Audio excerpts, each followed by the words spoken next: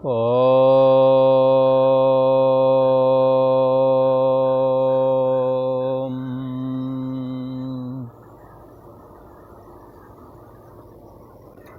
ओम गुरु ब्रह्मा गुरु विष्णु गुरुदेव महेश्वरा।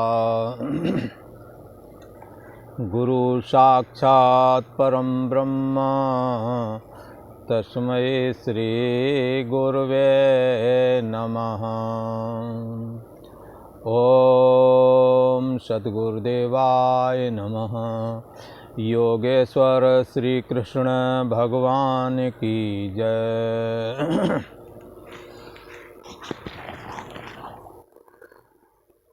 पूर्व का प्रसंग चल रहा है। भगवान श्री कृष्ण ने कहा,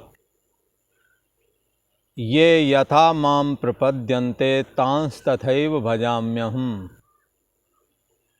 मम वर्तमानुवर्तन्ते मनुष्याः पार्थ सर्वशा। भगवान श्री कृष्ण कहते हैं कि आप जैसे आप मेरे शरण को प्राप्त होवेंगे अथवा जैसा भाव लेकर के आप मेरा भजन करेंगे, जिस प्रकार से भजन करोगे आप मेरा, मैं भी उसी प्रकार से आपको चाहूँगा या उसी तरह से आपके प्रति पेश आऊँगा। आप यदि सखा बन करके हमारा आराधन करते हैं, मैं सखा बन के आऊँगा। आप भगवान बना करके मेरा पूजन करते हैं, जगत का ईश्वर मान करके पूजन करते हैं, साकार मान के पूजन करते हैं। यदि ऐसा मान करके चलते हैं तो बंधुओं भगवान वैसे ही आपके पास आएंगे। जैसे नरसिंह मेहता, वो भगवान को भगवान के भरोसे रहते, उन्होंने इतना भरोसा किया कि निश्चय ही भगवान हमारे सारे कार्य करेंगे। हमने किसी संत से सुना है कि उन नरसिंह मेहता के बहुत बड़े बड़े काम भगवान स्वयं किए। ऐसा सुना है, भात भरने के लिए भी गए तो उन्होंने इस भाव से आराधन किया, उसी भाव से भगवान उनको दिखे और उनके कार्य संपादन किए। एक जगह कहते हैं, श्रद्धा फलदायकम विश्वास फलदायकम। आप परमात्मा के प्रति विश्वास रखें, फल प्राप्त होवेगा। राम भरोसे जो रहे पर्वत पर लहराए। बहुत सारे पेड़ पौधे लगाते हैं और लगाने पर भी लगते नहीं हैं, बड़ी मुश्किल से तैयार होते हैं, और कोई कोई पेड़ पत्थर के बीच में जमाता हुआ आ रहा है। तो राम भरोसे जो रहे पर्वत पर लहराए। इस तरह से ये परम ब्रह्म परमात्मा के प्रति आप जैसा भाव बनाओगे और जैसे भाव से भजन करोगे, आप वैसे ही उनके दर्शन पाओगे और वैसा ही फल भी पाओगे, ऐसा कहा। इसलिए भगवान श्री कृष्ण के प्रति ऐसा कहते हैं कि जब वो सभा में बैठे थे तो दुष्टों ने उन्हें ऐसा जाना मानो ये काल दंड लिए हुए साक्षात यमराज ही हैं। भक्तों ने उन्हें जाना, जिस भगवान का मैं ध्यान करता हूँ वो तो बाहर बैठे हैं। भीष्म पितामह जैसे लोग उनका आराधन करके परम शांति को प्राप्त हुए, मन ही मन सदैव प्रणाम करते और विष्णु सहस्त्र नाम से भगवान श्री कृष्ण का आराधन करते थे। भगवान श्री कृष्ण का आप जैसे भजन करोगे वो आपको वैसे ही दिखेंगे। और ये जगत जो है ईश्वर का रूप है, ये जग हरि का रूप है। कोई कोई कहते हैं सब गोविंद है, सब गोविंद है, गोविंद बिन नहीं और, सब गोविंद ही है, ऐसा कहते हैं। तो गोविंद है तो ये जगत में भी ऐसा ही बात है बंधुओं। यदि किसी मित्र के प्रति आप शत्रु का भाव रख करके चिंतन करने लगे तो मित्र भी कुछ दिनों के बाद में शत्रु बन जाता है। और शत्रु का भी ऐसा चिंतन करें ये हमारा हितैषी है, ये हमारा कभी कुछ नहीं बिगाड़ सकता, ये हमारा मददगार है, ये कहने की ज़रूरत नहीं। ये ऐसा करें, वो शत्रु भी उसके अंदर से शत्रुता का जो माइंड है बदलने लगेगा। जाके मन भावना जैसी, प्रभु मूरत देखी तन तैसी तिन तैसी। ये जगत परमात्मा का रूप है, यहाँ भी आप जैसी भावना बनाएंगे ये जगत भी वैसा ही होकर के दिखने लगता है, ऐसा कहा। इसलिए ये ऐसा क्यों होता है कि आप जैसा चिंतन करें, सारा जगत ईश्वरमय है और आप जैसा करेंगे वैसा ही बर्ताव आपके पास में भी आना है। ये एक सिद्धांत है, क्रिया के बराबर विपरीत प्रतिक्रिया होती है। लोग कहते हैं देहात में, आम आदमी भी कहता है जैसा बोगे वैसा काटोगे। तो क्यों ना हम परमात्मा के भक्ति के बीज बोएं, क्यों ना हम ये निगेटिव सोच से बचें। हम समस्या बनकर के क्यों जिएं बंधुओं, हम समाधान बनकर के जीना सीखें, सारी दुनिया में समाधान मिलेगा। आप अच्छे लोगों की संगत करें, अच्छी बातें करें, आपको गंदे लोग और गंदी बातें करने वाले नहीं मिलेंगे। ये यथामाम प्रपद्यन्ते, आप जैसा भजन करोगे आगे से वैसा ही बर्ताव आपके प्रति आने वाला है। ऐसा ये सिद्धांत स्वयं ईश्वर ने बनाया है। इसलिए कहते मम वर्तमान वर्तन्ते मनुष्याः पार्थ सर्वसा। मेरे बर्ताव, मैं जैसा बर्ताव करता हूं सारी दुनिया भी वैसा ही बर्ताव करती है। जब भगवान भी आप जैसा करेंगे वैसा ही होकर के दिखते हैं, तो भगवान की बनाई हुई और भगवान रूप ये दुनिया, भगवान रूप ये संसार, ये क्यों ना वैसा दिखेगा, जरूर दिखेगा। इसलिए हमें तो क्या करना है, अपनी सोच को निगेटिव नहीं होने देना है, पॉजिटिव रहना, समस्या बन के नहीं जीना है, समाधान होकर के जीना है। यदि ऐसा हम कर सके, कहीं पर भी दुनिया में जाओ आप, यदि ऐसा करके सीख लिया, समाधान बन करके जीना सीख लिया, तो फिर आपके लिए कोई समस्या नहीं, आप कहीं पर भी कामयाब हो सकते हैं। समस्या तो वहाँ आती है जहाँ अपना अहम आड़े आता है, जहाँ अपने को लगता है कि हमारे अनुसार ये चलें। इसलिए एक जगह ऐसा कहते हैं,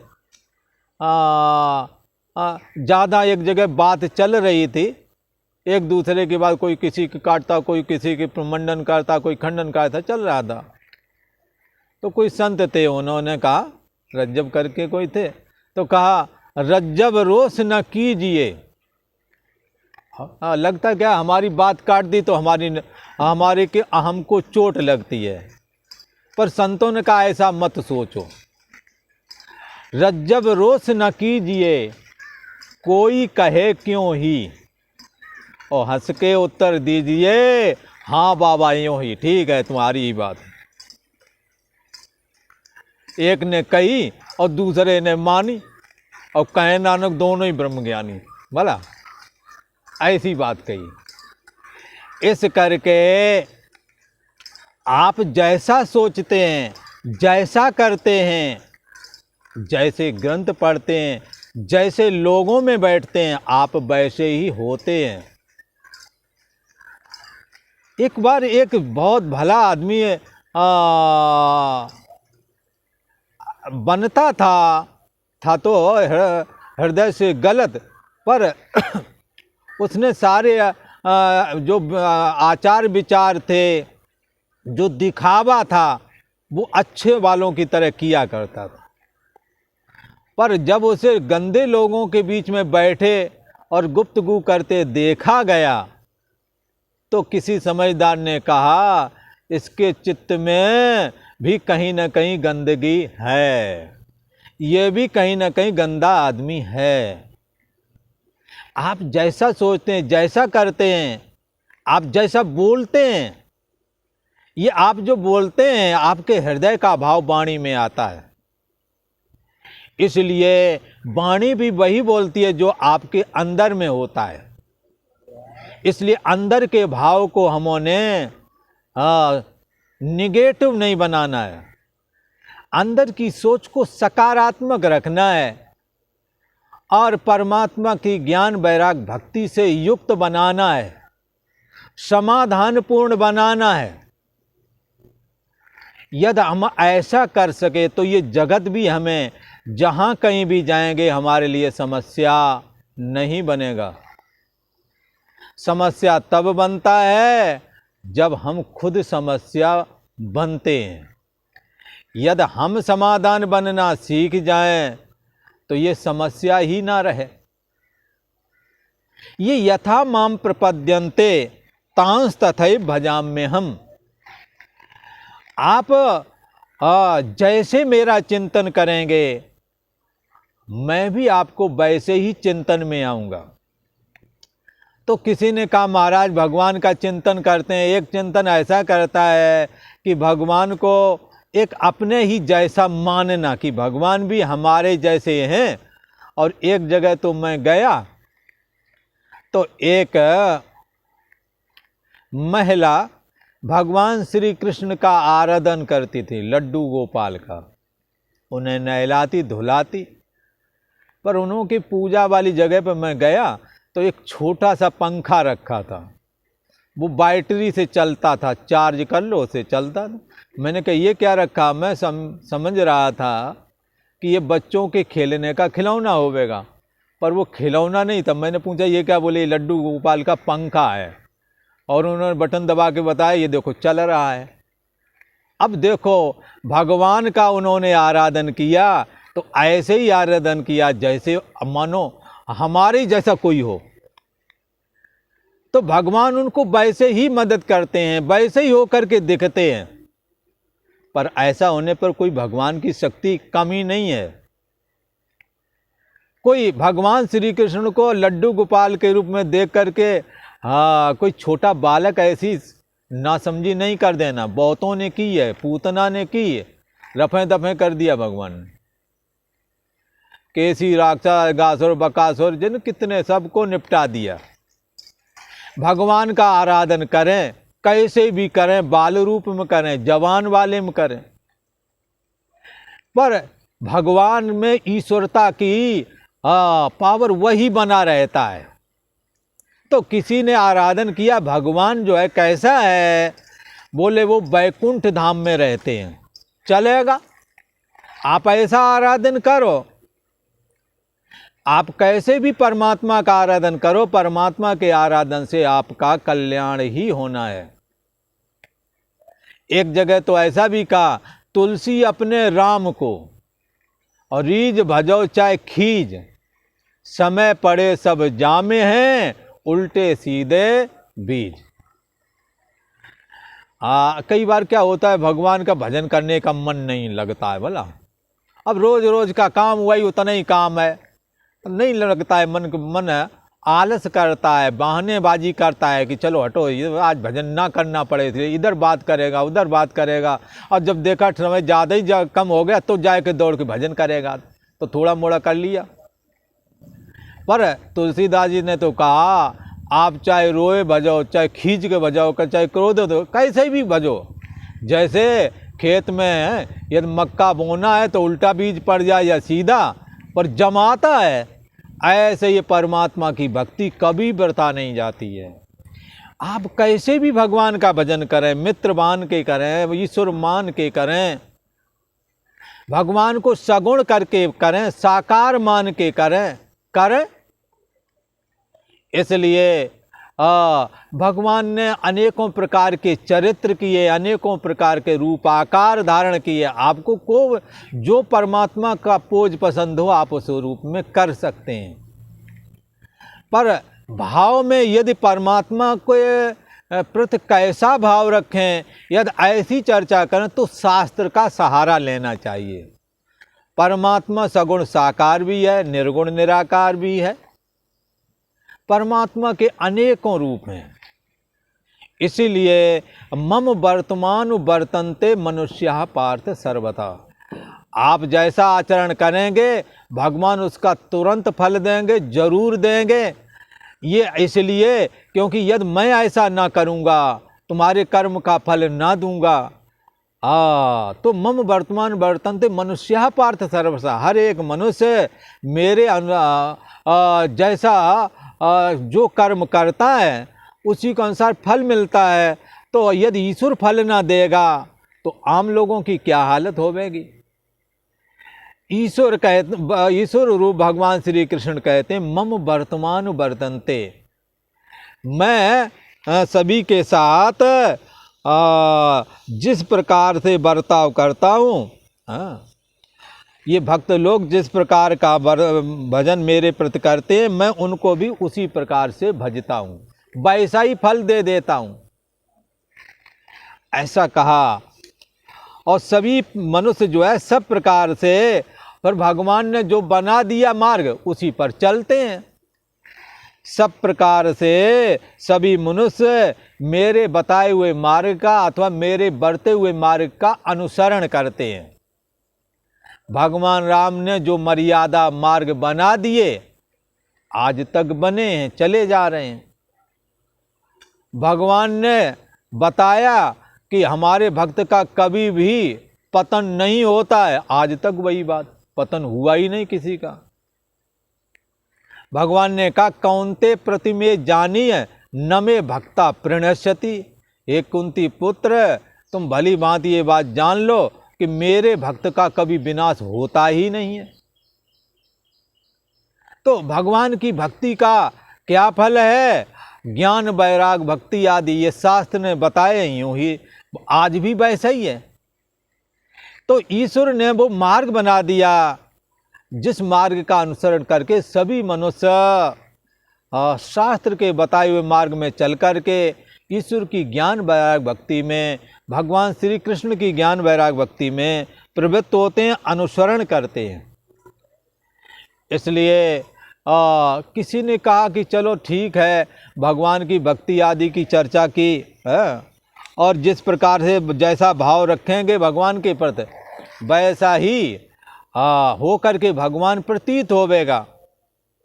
ठीक है, पर कर्म विषयक बात उठाई कि देवताओं की उपासना का लौकिक फल तो शीघ्र ही प्राप्त हो जाता है, पर देवों के भी देव भगवान नारायण की उपासना जब अनंत काल से की जाती है और परिपक्व होती है तो हृदय में श्री हरि विष्णु का प्राकट्य होता है।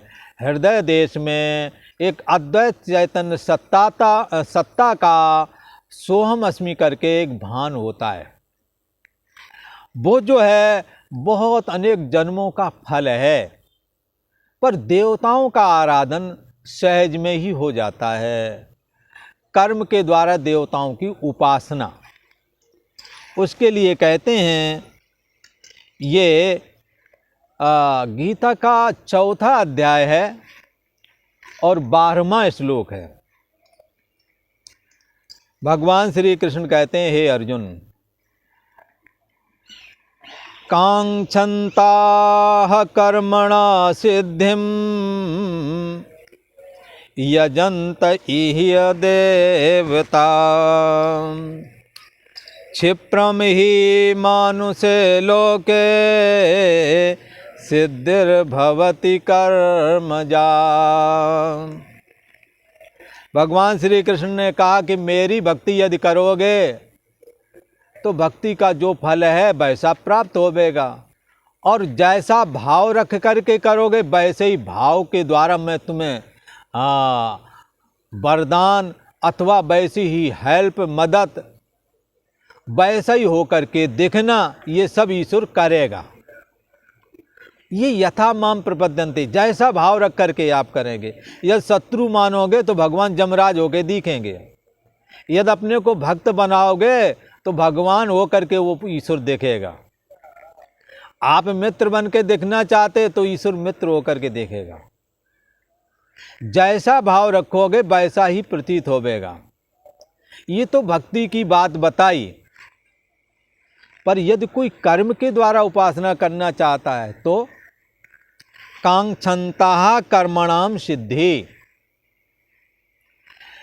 मानुष्य लोके कर्मणाम सिद्धि कांक्षन्ता। इस मनुष्य लोक में कर्मों के फल को चाहने वाले लोग, देवता यजन्तः, देवता यजन्ते, देवताओं का पूजन किया करते हैं। कलयुग में कहते हैं एक राम राम का सहारा है और कर्म के लिए हनुमान जी का जल्दी सिद्धि होती है।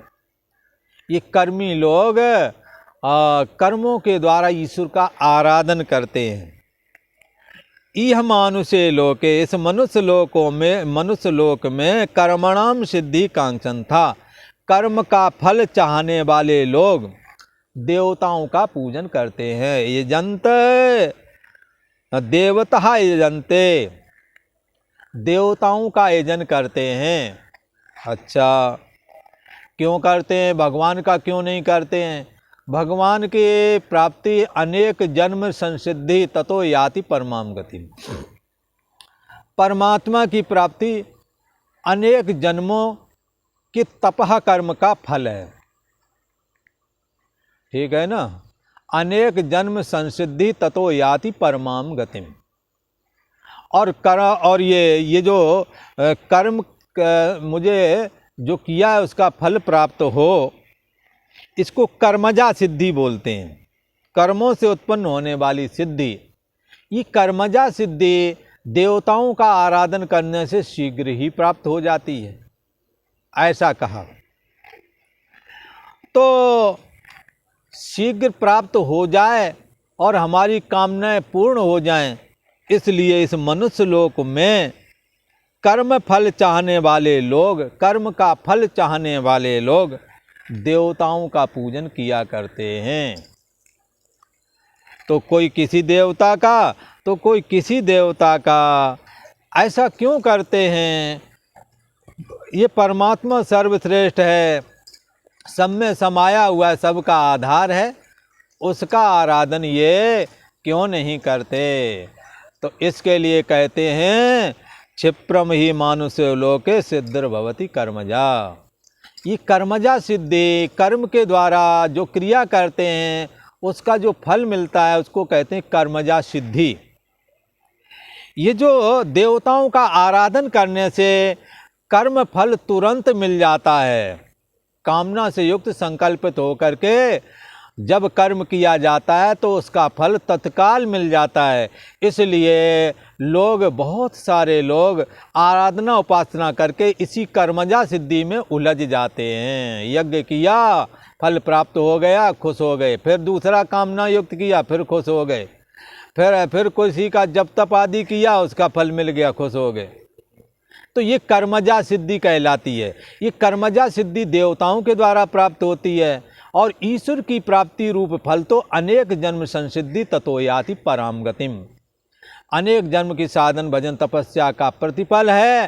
परमात्मा से एकीकृत हो जाना, समस्त बुद्धि देश का जो साक्षी है उसमें अहम का स्थित हो जाना, अपने परछिन्न व्यक्तित्वपन का उसी में लीन कर देना। हाँ, ये अनेक जन्म संसिद्धि, अनेक जन्मों के किए हुए कर्मों का फल है। पर कर्मजा सिद्धि तो देवताओं का आराधन करके जब कर्म फल प्राप्त हो जाता है, तो कर्मजा सिद्धि प्राप्त हो गई, और कर्म फल जब भोग लिया तो हमारा और कर्मों का नाता, जो कर्म किया था उसका नाता खत्म है। पर निष्काम भाव से जो कर्म किया जाता है उसका फल ज्ञान वैराग भक्ति है, और जिसके द्वारा ईश्वर का आराधन होता है, दुर्लभ तत्व ज्ञान प्राप्त होता है। और तत्व ज्ञान के